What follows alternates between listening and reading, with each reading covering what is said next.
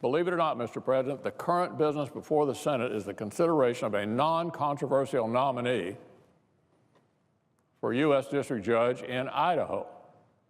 Idaho. How do we know he's non-controversial? Well, the Judiciary Committee reported out his nomination on a voice vote, and then every single Senate Democrat voted yesterday for cloture on his nomination, thereby agreeing that there's no need to continue debate on this non-controversial nomination. A non-controversial district court judge.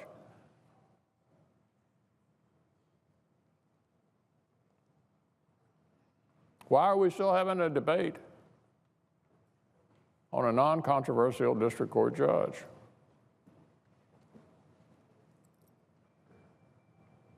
If they agree the Senate should bring the debate on the nomination to a close, then why did they insist on dragging out the 30 hours of post-cloture debate time in order to debate a nomination that not a single Democrat said needed to have more debate?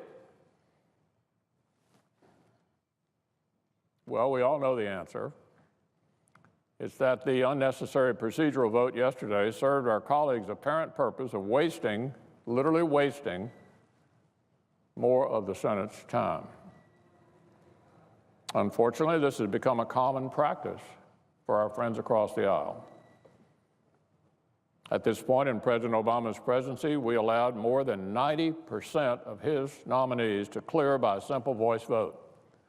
Let me say it again, Mr. President. At this point in President Obama's presidency, we allowed more than 90% of his nominees to clear by a simple voice vote. And we only asked for those procedural votes, known as cloture votes, 8 times.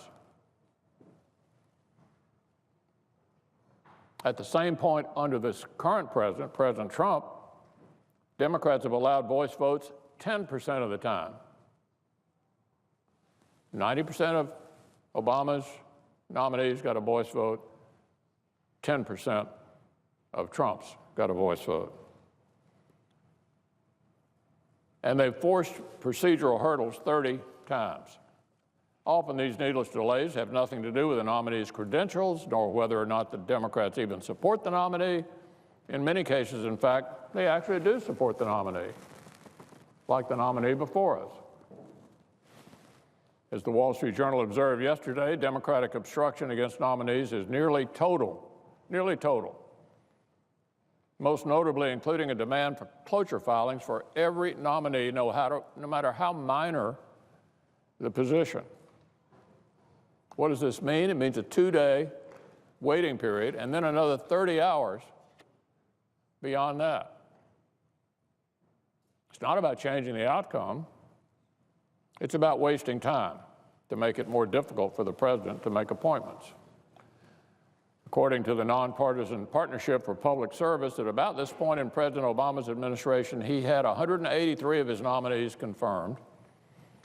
And while the current president has made 178 nominations, almost as many, the Senate's confirmed only 46 of them.